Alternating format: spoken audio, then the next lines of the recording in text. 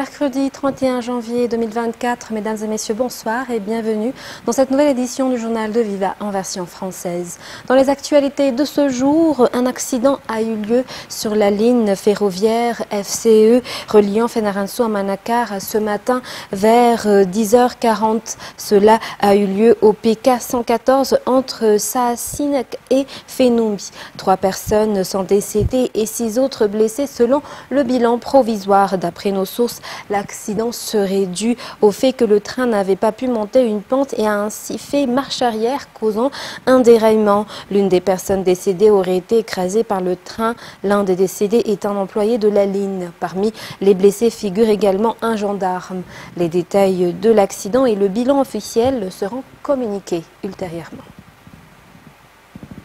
Toujours dans cette page fait divers, 3 malfaiteurs ont été abattus par les gendarmes à Mbouibé-Ilafi ce matin. Ces 3 hommes avaient tenté d'enlever un étranger dans ce quartier aujourd'hui vers 1h du matin, selon des sources au niveau de la gendarmerie nationale. Ces criminels ont été impliqués dans de nombreux cas d'enlèvement depuis 2003, en ciblant souvent des ressortissants étrangers. Reportage de Sechahan Genassi.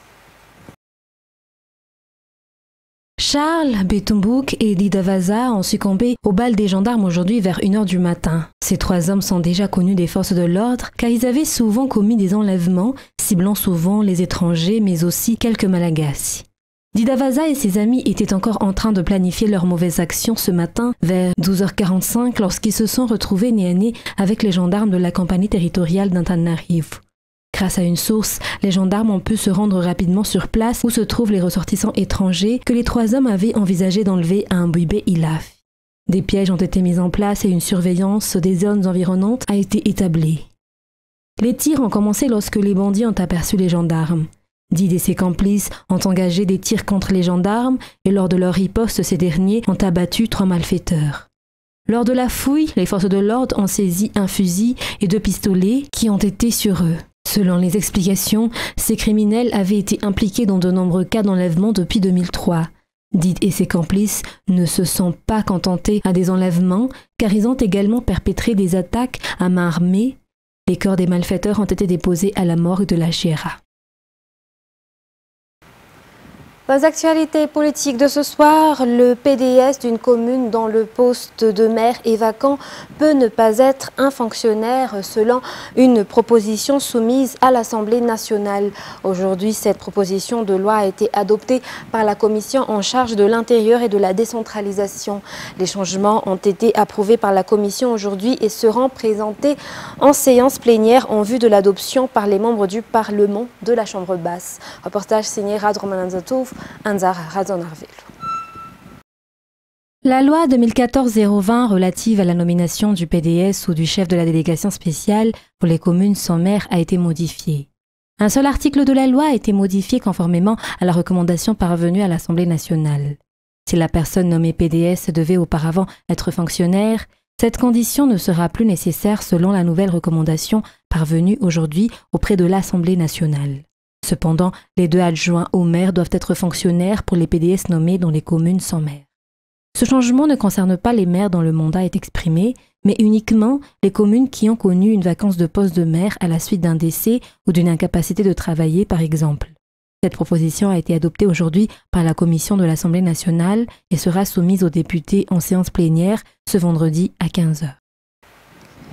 22 conteneurs de 40 pieds de bois de rose exportés illicitement en 2014 et saisis actuellement à Tanzanie fait l'objet d'un rapatriement. L'État, à travers la douane, procède actuellement aux négociations. À noter que la valeur de ces bois de rose est estimée à 13 millions de dollars. Reportage de Ruth Rissel Rakout-Malal sur les images d'Yves Janel. 34 conteneurs de 20 pieds de bois de rose avaient été exportés illicitement en 2014. D'après les documents, ces bois précieux avaient pour destination Hong Kong. Là, comme tout conteneur ne vont pas partir directement dans une destination, mais va passer par des ports d'éclatement.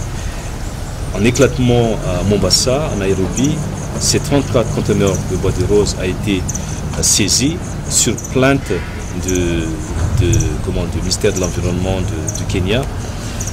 sur la base de l'annexe 2, de CITES. Et donc, ces 34 conteneurs de 20 pieds de bois de rose ont été saisis qui pèsent à peu près 670 tonnes pour une valeur de 13 millions de dollars. Et ça a été saisi et ça a été entreposé au niveau du commissariat du port de Mombasa. 8 ans plus tard, c'est-à-dire en 2022, le tribunal de Mombasa a autorisé que les conteneurs soient chargés de manière croisée, passant de 34 conteneurs de 20 pieds à 22 conteneurs de 40 pieds. En 2022, ces 22 conteneurs ont fait l'objet d'exportation de Nairobi, pas de Madagascar, de Nairobi, pour la destination des Émirats, à Dubaï. Par qui?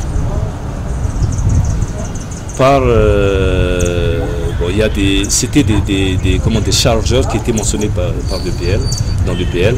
C'était des chargeurs, mais certainement par des personnes qui ont fait les contrebandes à l'époque. Et donc, par contre, l'exportation, d'après les documents qui étaient établis, l'exportateur là-bas, à Nairobi, ont eu gain de cause qui les a permis de les exporter à destination des Émirats.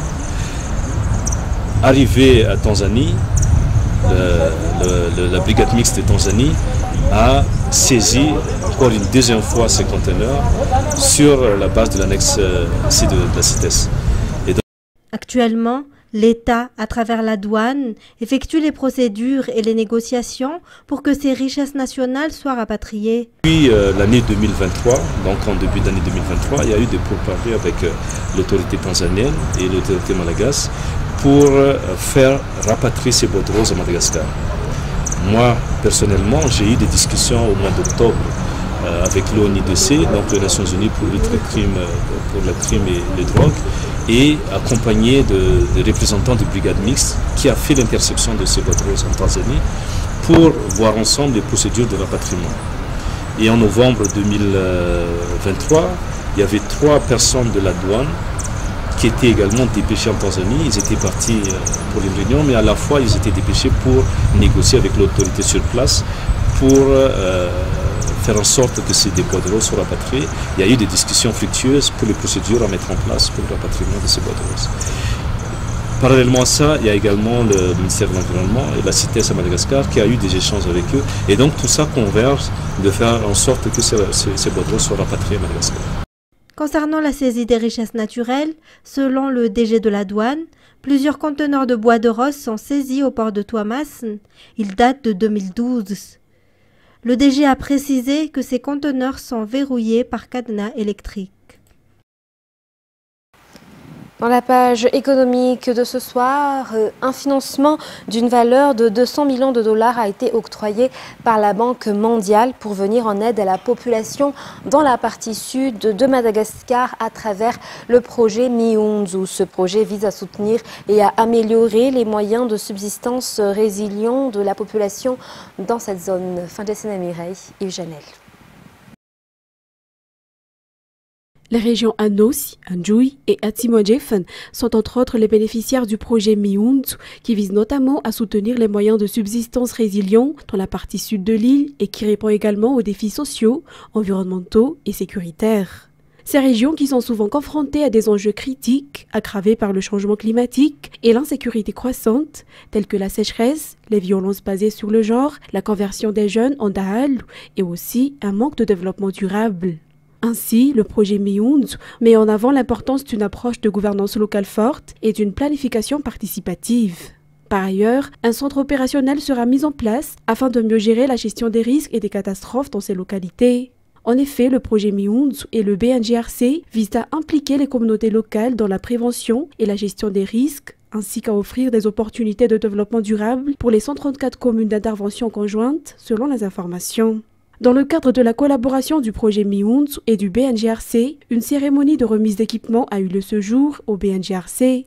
La séance marque une avancée déterminante pour le sud de Madagascar dans l'amélioration du système d'alerte précoce. Et le ministère de la Pêche et de l'Économie bleue a distribué hier des alevins de carpe aux jeunes titulaires de titres verts de Vaknakar à sa deuxième édition. L'accord de coopération a également été signé hier entre la Direction régionale de la Pêche et de l'Économie bleue de Vaknakar et l'Ensoua, un tirabé pour l'installation d'un étang pour l'élevage de poissons au sein de l'école. Reportage de notre correspondant à un tirabé, Jameson Rajanarmana. 22 jeunes bénéficiaires du projet Titre Vert, deuxième vague, à un Paris, district de Ferratsiou, ont reçu 2400 alevins de carpe de la part du ministère de la Pêche et de l'Économie bleue pour qu'ils puissent les élever là où ils se trouvaient avant qu'ils ne reprennent le projet. Ce sont ces poissons qui ont été élevés dans l'étang d'élevage de l'Ensoua, un tirabé, durant 3 semaines. Un alevin pèse 10 à 15 grammes et il devrait atteindre 500 grammes en 4 mois car ces jeunes ont reçu une formation dispensée par la direction régionale. Le but de cette distribution d'alevins est d'accroître leurs revenus et surtout d'augmenter la consommation de poissons par habitant.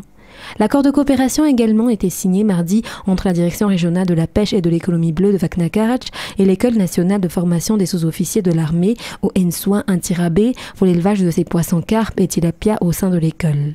Il s'agit de la participation de l'armée à l'autosuffisance alimentaire. La Direction régionale de la Pêche et de l'Économie bleue de Vaknakar assure la formation technique. Le ministère a déployé de grands efforts pour augmenter la production de poissons de 4,6 kg par personne et par an pendant 3 ans et d'atteindre 11 kg par personne par an au cours de l'année à venir. Parlant élection, l'utilisation par la CENI d'outils spéciaux pour les non-malvoyants lors de la dernière élection présidentielle leur a permis de jouir de leur droit de vote et d'exprimer leur choix. Les efforts seront poursuivis car de bons résultats ont été constatés à Antirabé et Antananarivo. La Fédération des malvoyants souhaite étendre cette opération aux personnes présentant d'autres handicaps pour qu'elles puissent elles aussi bénéficier du droit de vote en toute indépendance. Reportage de Senra Nirlint et Cécile Sylvain. Il n'est pas toujours garanti qu'une personne malvoyante puisse jouir de tous ses droits lors des élections. C'est pourquoi la CENI a particulièrement utilisé l'outil vote en braille pour les personnes malvoyantes lors de la présidentielle à Antirabé et Antananarivo. Les personnes handicapées de la vue étaient donc libres d'affronter seules, en toute indépendance, les élections. Le nombre d'outils utilisés à la CENI a été satisfaisant et cette pratique devrait s'étendre dans toute la grande île. Ainsi, des efforts doivent encore être effectués. De plus, la Fédération des personnes malvoyantes souhaite que cela puisse être vulgarisé et que d'autres personnes ayant d'autres handicaps puissent également jouir de leur droit de vote dans le pays. Raison pour laquelle un atelier a eu lieu hier à Anous sur ce thème concernant le renforcement des équipements spéciaux pour les élections aux personnes malvoyantes. Un atelier organisé par la CENI, le PNUD et l'ambassade d'Allemagne. Dans la page sportive, la 15e édition de l'UTOP Ultra Trail des Hauts Plateaux se tiendra les 10, 11 et 12 mai pour cette année. L'UTOP vise 3000 coureurs, toutes courses confondues pour cette édition, incluant au moins 100 coureurs de nationalité étrangère.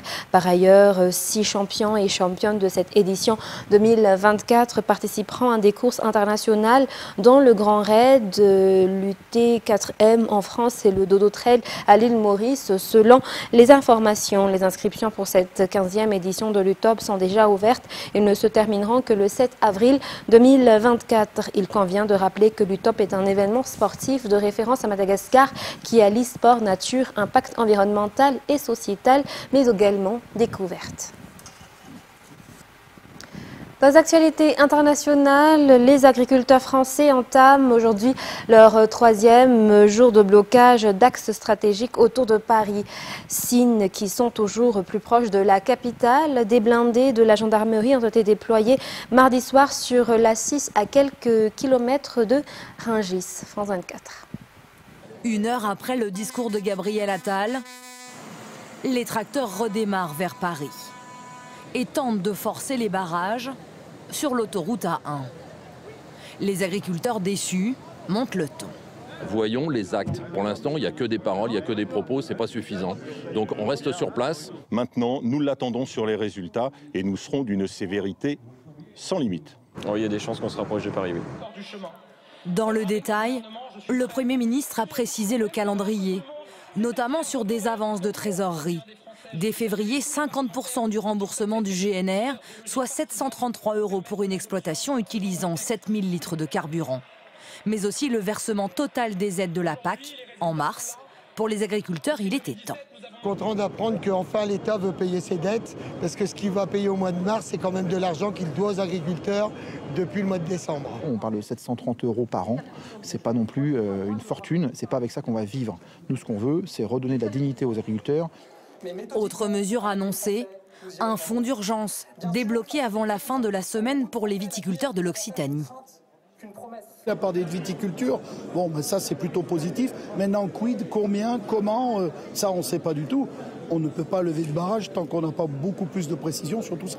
Mais il faut du concret, oui. Toucher des sous, ça ne sert à rien de toucher des sous. Ce qu'on veut, c'est que vendre nos produits. Que nos produits se vendent vraiment à un prix qu'on puisse s'en sortir avec ces produits-là. Pour le reste des annonces décidées à Bruxelles, tout se jouera jeudi lors d'un Conseil européen extraordinaire où doit se rendre Emmanuel Macron. Toujours dans ce cadre de la manif des agriculteurs, justement, le mouvement de colère de ces agriculteurs s'étend sur le continent européen après des manifestations en Allemagne, en Pologne, en Roumanie, en Belgique ou en Italie. Ces dernières semaines, les grands syndicats agricoles espagnols ont annoncé des mobilisations au cours des prochaines semaines. Le point toujours avec France 24. Comme en France, le secteur agricole traverse une situation de crise et les actions des agriculteurs français ne vont pas aider. Depuis plusieurs jours, des produits agricoles, comme des fruits et des légumes en provenance d'Espagne, ont été déversés sur le bord des routes françaises et partiellement incendiés. En cause, cette nourriture transportée qui serait produite à moindre coût, encadrée par une législation plus permissive selon les agriculteurs français. Des agriculteurs qui ont également bloqué les routes aux transporteurs espagnols à la frontière, à la Jonquera et Irún, où passent chaque jour près de 20 000 camions. Un blocage qui inquiète beaucoup ici car il représente environ 10 millions d'euros de pertes quotidiennes pour le secteur routier. Des actions que les agriculteurs espagnols ont du mal à comprendre car ils ne sont pas épargnés par les problèmes. La sécheresse notamment met l'agriculture en péril. Les producteurs d'olives ont par exemple perdu près de la moitié de leur récolte sur la saison 2022-2023 et la concurrence croissante de produits venant de pays comme le Maroc ou l'Afrique du Sud inquiète. Bonjour Clara, est-ce que les agriculteurs espagnols rejoignent d'une certaine façon les revendications de leurs confrères français ? Eh bien, les agriculteurs comprennent les revendications du côté français, mais beaucoup se sentent injustement attaqués. Les propos du Premier ministre Gabriel Attal, qui a employé les termes de concurrence déloyale, ont provoqué un vrai malaise chez les agriculteurs espagnols. Un membre de l'UPA, l'Union des petits agriculteurs et éleveurs, que j'ai contacté, m'a expliqué que selon lui, le gouvernement et les agriculteurs français se trompent de cible en visant l'Espagne. C'est à la France de se remettre en question, car c'est elle qui a décidé de fixer des seuils plus stricts que Bruxelles dans de nombreux domaines, comme les élevages de porcs ou les néonicotinoïdes. Pour autant, en effet, les 3 principaux syndicats agricoles espagnols ont annoncé hier rejoindre le mouvement de colère des agriculteurs européens. Une série de mobilisations est à prévoir dans l'ensemble du pays dans les prochaines semaines et une manifestation qui espère réunir des milliers d'agriculteurs espagnols est d'ailleurs prévue le 21 février devant le ministère de l'Agriculture à Madrid. Restant en Espagne, la Chambre basse du Parlement espagnol a rejeté hier mardi un texte qui proposait d'accorder l'amnistie aux dirigeants séparatistes catalans. Le parti indépendantiste Junts per Catalunya s'est prononcé contre le texte, considérant qu'il ne garantissait pas l'application de cette amnistie à son chef de file, Carles Puigdemont. France 24. Nouvelle claque pour Pedro Sánchez. Ce mardi au Parlement, les députés ont rejeté en bloc son projet de loi d'amnistie des indépendantistes catalans, au motif qu'il n'allait pas assez loin. Je parle d'une amnistie qui doit être totale et ne laisser personne sur le bord de la route. Personne. Une amnistie qui répare la répression que le mouvement indépendantiste catalan a subie injustement pendant de nombreuses années. Le projet de loi n'a recueilli que 171 voix favorables sur 350. Selon les indépendantistes, il ne garantit pas en l'état l'amnistie de leur chef de file Carles Puigdemont, principale figure de la tentative de sécession de la Catalogne en 2017. Ce rejet surprise au Parlement illustre à nouveau l'extrême fragilité du gouvernement Sanchez, reconduit il y a seulement 2 mois et demi. Cette loi est une tentative décisive, courageuse et démocratique de continuer à avancer en Catalogne sur la voie de la réunification et de la coexistence. L'opposition de droite pointe de son côté la faiblesse de l'exécutif. L'humiliation est constante. C'est vrai que Sanchez a décidé d'être un otage, c'est vrai, mais le sauvetage ne sera pas payé par tous les Espagnols. Ce projet de loi d'amnistie était une condition des indépendantistes catalans en échange de leur soutien indispensable à la reconduction de Pedro Sanchez pour un nouveau mandat. Le texte controversé doit désormais faire son retour en commission parlementaire où il pourra être modifié. Mesdames et messieurs, c'est la fin de ce journal. Nous vous remercions de votre attention. Très bonne suite de programme sur Viva. Au revoir, à demain.